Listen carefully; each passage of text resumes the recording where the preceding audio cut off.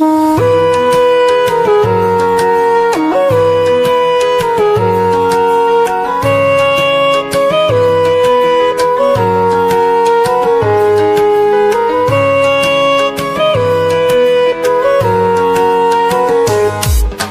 ملکی غریب تنها ماندم آچه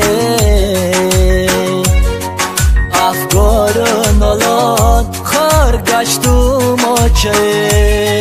در ملکی غریب تنها ماندم آچه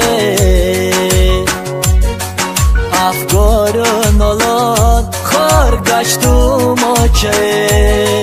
در قسمتی من چون این طالب و بختیه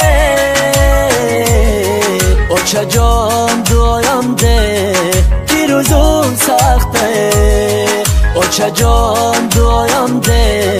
که روزم سخته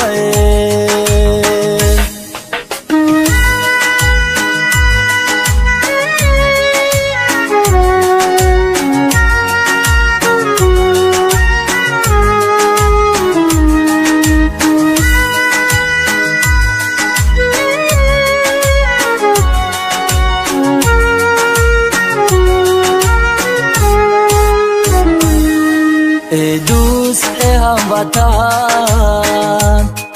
بگیره خاکی وطن ببوسن از خاکی پاک که دارد بوی وطن ای دوست ای هموطن بگیره خاکی وطن ببوسن از خاکی پاک دارد بوی وطن در ملکی غریب تنها ماندم آچه افکار و نالان خار گشتم آچه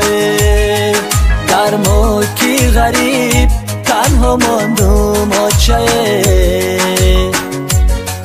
افکار و نالان خار گشتم آچه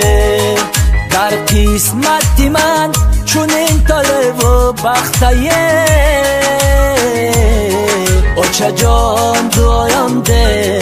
که روزم سخته اوچه جان دایم ده